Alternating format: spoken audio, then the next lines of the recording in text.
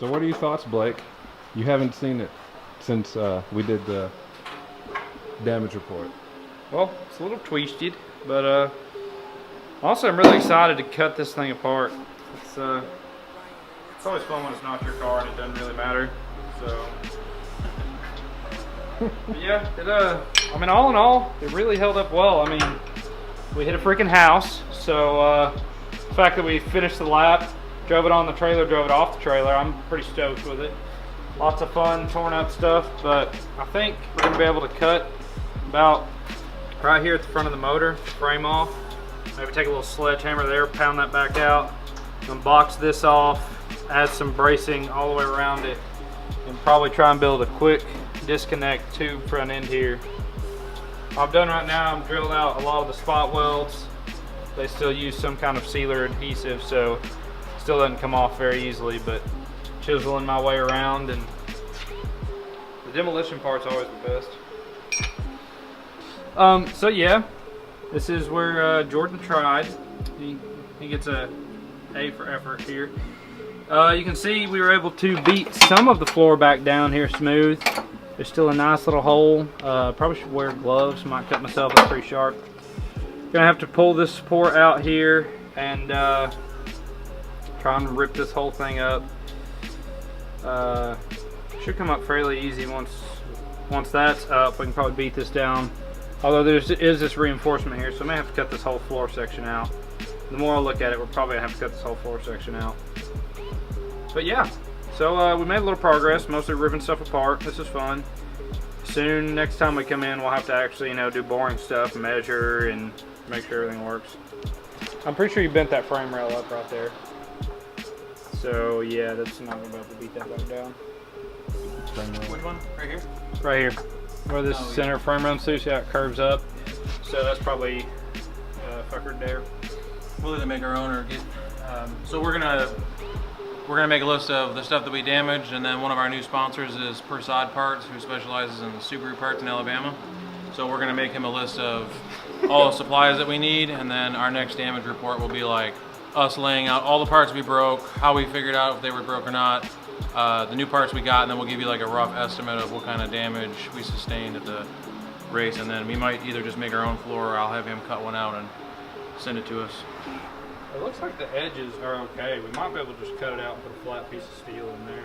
Yeah. Luckily, I don't think it ruined our seat braces. There's like underneath. Yeah, it makes me wonder why it was cocked up though. Maybe this was hitting. There is one pinch weld or spot weld you missed right here. It looks like. So that'll probably help that come up easier. It's all. It's gonna be harder with it all bent up like that. I know I had to scratch the cage trying to drill those two out. Oh man. Well, the car's totaled. Battle scars. Yeah. Yeah. Yippee! Oh, that's definitely been up. Yeah. It's pretty. It looks worse from underneath. I crawled under there after we were done filming, and I was like, "Oh, Rami, pass me the camera. This is bad." But yeah, this like. Oh. Yeah. So that's real jacked.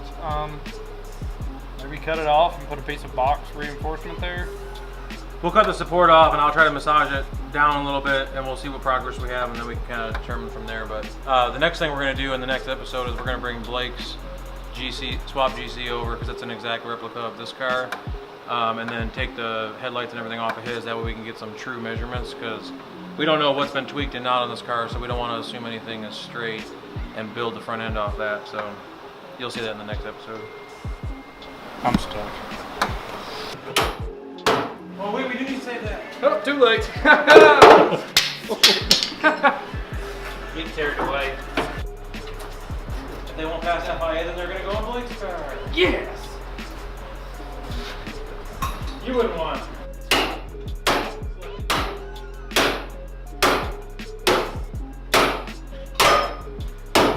We have a cutoff wheel, but this is way more fun. 20 minutes later. Alright, I'm gonna cut it off. I'll do the right thing. I had my fun.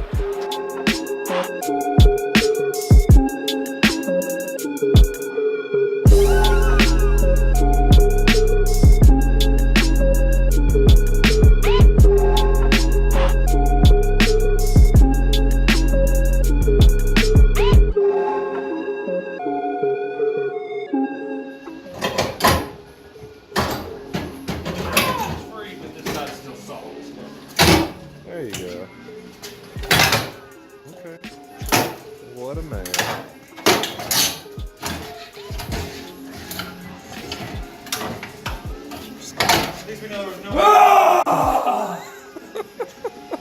no way it was coming off during the collision. So we took the seats out, well, the seat out, and luckily the seat's not tweaked and the mounts don't look tweaked, but the floor's pretty bad. We tried using this 4x4 post to massage the floor down. Back here where it's like single layer, it's working. But up here where it's double layers and this stock mounting support is here, it won't go down with a sledgehammer. So I drilled out all of the spot welds on this frame, all those holes there, and we're going to use a chisel and try to remove it. It's got some seam sealer stuff on there. Try to remove this, and then we should be able to massage the floor back flat and then re-weld that in. If that doesn't work, we'll cut the floor pan out of another donor car and weld it back in and seal it.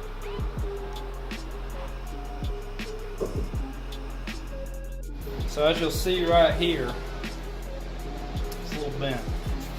What we're going to end up doing here is cutting flush about with the front of the engine, the timing cover here, because from there back it's fairly straight. There's a little bow there. We should be able to beat that out with the BFH.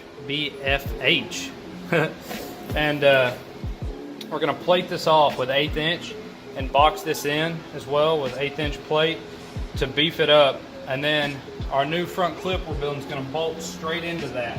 We're going to do the same thing on the other side of the frame well. Even though it's straight, we're going to cut it back just to make it uniform, and that'll give us a chance for the whole front clip to unbolt and carry off. That way, you know, when we stuff it into a tree again, we can just pull it off, put a new one on, or when we sling a rod through the side of this block, we're able to do that. So from there, we're going to have another big, thick, probably the same dimension as the original frame rail, come out to the front. Then we're going to go up with a smaller diameter tube, run some angle across the top for an upper radiator support. It'll also angle up and bolt to the inner fender wells to help sturdy it up. And then I'll drop down from there to where the lower skid plate mount was, and that'll be nice and beefy like before, a good 1/2 inch by 1/4 inch square tube, something nice and beefy. And I guess room for the radiator sit will still come out, have our bash bar across like before. Basically make it nice and beefy to handle when we land on the front end, but still quickly removable for when we make friends with the tree later. Other than that, it should be pretty easy. It'll be about 6 bolts to pull the whole front end off. So that'll be a nice quick release. If it works out well, we might even make a spare one that we can swap quickly in the event of the unfortunate. So, as you can see, had a good day. Got to cut a bunch of crap off, hit a bunch of stuff with a hammer, had a moment. So you can see we have good frame, bad frame, good frame, bad frame, happy, sad, happy, sad. But yeah, so this one, the old super high calibrated eyeball level says we probably got about 1.5 inches lower on this one. You got a nice shot of the low arc here. So what we did today, took the fenders off, took the front upper lower radiator support off, cut the bash bar off. Trying to get an idea now that it's up in the open, we can cut it open, see what we're doing, get some measurements, get a better idea of how to fix it. As far as that goes, like I said a couple times, you're gonna try and cut it right here flush with the front of the timing cover. Box that off real good. You figure out how, probably have a tube come out with another tube slip over it and a couple shear pins. Make this whole front end come off. So when we blow this motor and we put a ridiculous built engine in here, write the check, big money. And also when we keep hitting stuff, it'll make it a lot easier to take it apart and fix it.